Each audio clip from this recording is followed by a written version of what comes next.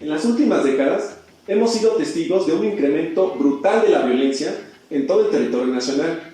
Desplazados, desaparecidos, tortura, feminicidios, asesinatos, todo el país convertido prácticamente en una gran fosa clandestina.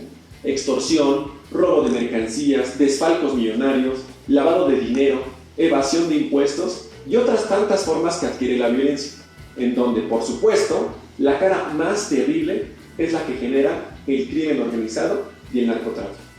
Un hecho que en este momento debiera ser el foco de atención nacional por su relevancia política, económica y social es el juicio en contra de Genaro García Luna en una corte federal en Estados Unidos.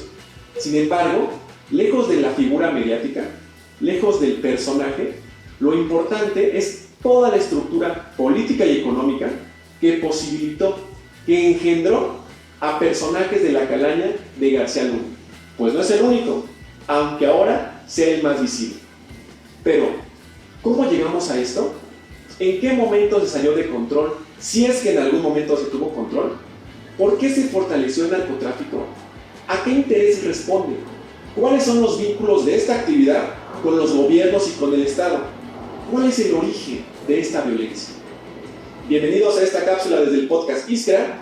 Yo soy Eduardo Peralta y en esta ocasión vamos a comentar algunos elementos importantes a debate para comprender de dónde viene todo este proceso de ruptura, de desmembramiento social que ha ocasionado episodios terribles en la historia reciente de nuestro país y que ha dado origen a personajes tan nefastos como al que ahora se le enjuicia en Nueva York. Antes de comenzar, los invitamos a suscribirse al canal de Iskra y a seguirnos en las redes sociales, donde encontrarán más material, debate y discusión sobre estos temas. Bien, el día de hoy se habla de Genaro García Luna, de sus nexos con el narcotráfico, de la alianza entre los gobiernos de Vicente Fox y de Felipe Calderón con algunos de los cárteles más poderosos del país. Sin embargo, esto es solo la punta del iceberg. Debemos excavar más profundo. Se tiene que entender que a partir de que en México y en el mundo, pero en particular en México, se adopte el modelo y la política neoliberal, se coloca al mercado y a la empresa privada como el centro sobre el cual debe girar toda la economía y por ende toda la dinámica social. No es que antes se colocara en el centro al ser humano y a los trabajadores. A final de cuentas, vivimos bajo el sistema económico capitalista, cuyo principal objetivo es acumular ganancias a partir del robo continuo y sistemático a los trabajadores. El robo de su trabajo constituye el origen de la riqueza de los grandes capitales. He aquí el origen de la violencia. He aquí el origen del primer robo, del primer despojo. Esta es la primera banda de cárteles que succionan y que se apropian de la riqueza generada por todos los trabajadores. De este primer pecado arranca la violencia sistemática. El capital constituye en sí mismo al crimen organizado. Esta es su verdadera cara, su verdadera esencia. Sin embargo, para ocultar esta realidad, ha utilizado muchos disfraces. Se viste de industrial, se viste de banquero, de generador de empleos, de negociador, de emprendedor, del que asume los riesgos, de inversionista, de desarrollador, de especulador financiero. Con ello, trata de invisibilizar, y lo logra en alto grado, el verdadero origen de su fortuna. Esta violencia no solo se encubre, sino que se glorifica, y quienes la ejercen se convierten en los criminales más respetados del mundo. Han triunfado en el plano ideológico. Con la entrada del neoliberalismo, esta violencia se profundizó. Ya hablamos a profundidad del neoliberalismo, de sus características y de la forma en la cual se implementó en México en un video anterior. Los invitamos a verlo. De lo que se trata aquí es recalcar que con la entrada de esta política se exacerbaron fenómenos económicos como el desempleo, el subempleo, los bajos salarios. Por ejemplo, de 1976 a 2018, el salario real disminuyó en 80%. Esto provocó un aumento de la pobreza, ya que de 11 millones que había en 1980 pasaron a 55 millones en 2020, lo cual ya representa la mitad de la población. También creció la desigualdad social y económica, pues de acuerdo con el más reciente informe de Oxfam, el 10% más rico de México concentra el 64.4% de toda la riqueza. En suma, crecieron las fortunas de pocos a costa del crecimiento de la miseria de muchos. Una violencia brutal. La mayoría de la población, al estar en estas condiciones cada vez más precarias y difíciles para adquirir sus medios de subsistencia, deben buscar de una u otra forma ganarse la vida, sobrevivir. Si no hay empleos formales, si no hay salarios que alcancen, si cada vez más son los expulsados de un empleo, entonces la población trabajadora tendrá que encontrar otras formas. Y esto es lo que ha ocurrido en las últimas décadas. La economía informal se fortaleció a partir de toda una masa de trabajadores desplazados de sus centros de trabajo. No encontraron otra forma más que poner tienditas en su casa, puestos en los tianguis, subirse al transporte público, ofrecer productos de casa en casa y todo lo que conocemos como las mini o pequeñas empresas, pero que en realidad son espacios de sobrevivencia social y económica.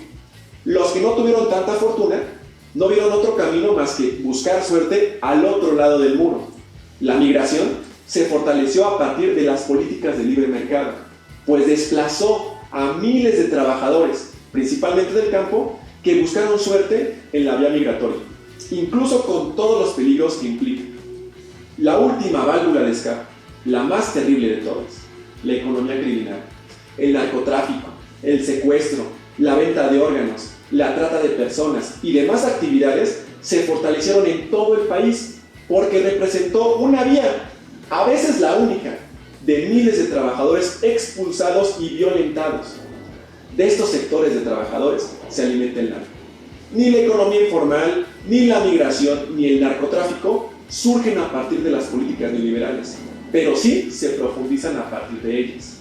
Por otro lado, las empresas, principalmente las grandes, al ver caer sus ganancias, al observar que sus negocios no van bien, también buscan sobrevivir de la manera en que puedan. Buscan reestructurarse y renovarse, y en este proceso han encontrado nuevos negocios que les brindan grandes espacios de rentabilidad, de ganancias, y uno de ellos constituye el crimen organizado. El robo de combustible, el tráfico de drogas, el secuestro y demás actividades ilícitas se han erigido en pilares fundamentales de acumulación de riqueza para estos sectores empresariales. ¿Qué importa si esto atenta contra la vida de millones? Lo que importa es la ganancia, y la ganancia es sagrada. Si bien antes se disfrazaban de industriales, de inversionistas o de comerciantes, ahora usan máscaras un poco más atrofiadas, más deformes, que no son tan aceptadas socialmente, como las de narcotraficantes, huachicoleros, secuestradores, traficantes de órganos, pero sin dejar completamente las anteriores. La vinculación entre esas actividades llamadas ilícitas o criminales con las lícitas u honestas es muy profunda. Desde su origen, en muchos casos son los mismos. El capitalismo, conforme va avanzando, va profundizando la violencia en todos los espacios, tanto en el económico como en el social, aunque muchas veces solo lo notemos en este último. Entonces, surgen nuevas actividades económicas, las criminales, las cuales necesitan cada vez en mayor medida de trabajadores para que puedan funcionar, y el capitalismo en su fase neoliberal se ha encargado de proporcionárselos al por mayor. La violencia extrema vivida en las últimas décadas es producto de esta brutal descomposición social, de esta violencia económica creciente que ha estallado y se ha expresado en episodios terribles como los que nos dejó la guerra contra el narco, con sus masacres y desapariciones en prácticamente todo el territorio nacional, con un saldo de 350,000 muertos y 72,000 personas desaparecidas de 2007 a 2021, de acuerdo con los propios datos del Gobierno de México. ¿Y qué tiene que ver todo esto con el gobierno y con el Estado? Y García Luna, el Estado se convirtió en un garante del correcto funcionamiento del libre mercado, en un garante de que los negocios funcionaran bien para las grandes empresas y los empresarios. Y, por supuesto, uno de los negocios más rentables, de los que mueven más dinero a nivel mundial, es el narcotráfico. Por ejemplo, tan solo entre 2016 y 2018, los cárteles mexicanos generaron 1 billón de pesos. lo que representó cerca del 40% del PIB anual de esos años. De este tamaño es el negocio. Y el Estado no ha quedado al margen. Toda la estructura política y económica ha respondido a esos intereses. No existe un combate al crimen organizado. Por el contrario, desde los gobiernos se han fortalecido estas actividades, pues es funcional al sistema y de ninguna manera representa un enemigo. Mandos militares, policiales, jueces, magistrados, diputados, presidentes municipales, gobernadores y hasta presidentes han favorecido y protegido intereses de estas actividades. Por otro lado, bancos, sectores industriales, transportistas, financieros y las principales bolsas de valores son los que se encargan de salvaguardar el dinero, en muchos casos lavarlo, del crimen organizado.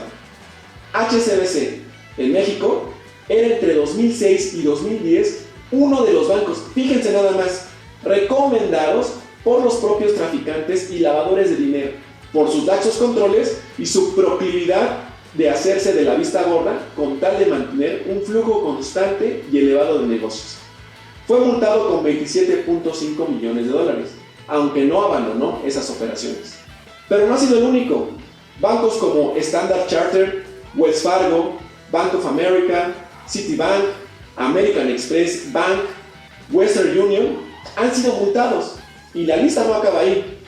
Está claro, el vínculo es estructural y sistémico, tanto en el aspecto político como en el económico. Por lo tanto, no es para nada extraño que aparezcan personajes como García Luna, como Cárdenas Palomino, como el general Cienfuegos, presidentes como Vicente Fox y Felipe Calderón, personajes que defendían intereses de cárteles del narcotráfico al interior del propio Estado. Y esto es así porque la estructura política está hecha de esa manera, responde a esa lógica. Más allá de los testimonios que se puedan dar en el juicio contra García Luna en Nueva York, que realmente son reveladores y que sirven para dar claridad de esos episodios concretos en donde recibía y daba sobornos, en donde aseguraba protección y demás, es claro que la estructura política está completamente podrida de arriba a abajo. ¿Y los medios de comunicación? Se encargaron de orientar ideológicamente a la opinión pública, de crear un panorama de combate decidido al narcotráfico, de promover la idea de que el Estado defiende los intereses de los trabajadores, cuando ha sido todo lo contrario. No solo las grandes televisoras, sino también la prensa escrita. Uno de los hechos más escandalosos tiene que ver con los millonarios sobornos que recibía El Universal para mejorar la imagen de García Luna. 25 millones de pesos mensuales era el pago directo a este periódico. Un cinismo brutal. García Luna, Calderón, Cárdenas Palomino, Fox, Peña Nieto y demás mandos militares, policiales y políticos deben pagar lo que le han hecho al pueblo. De eso no hay duda. Pero nada cambiará si se mantiene la misma estructura política, si no se combate el lavado de dinero y se corta el recurso financiero a estos sectores del crimen, si los medios de comunicación siguen en manos de los mismos sectores empresariales. ¿Esto se logrará de un día para otro? Por supuesto que no. Pero desde este espacio creemos que esa es la vía correcta que nos permitirá ir avanzando y quitándonos de encima esta violencia que tanto nos ha golpeado como pueblo. Será obra de la fuerza de los pueblos acabar con este cáncer llamado capitalismo. No se olviden de seguirnos y suscribirse. Tenemos muchos temas más para discutir, debatir y analizar aquí en ISCI. Y que la chispa siga incendiando la pradera.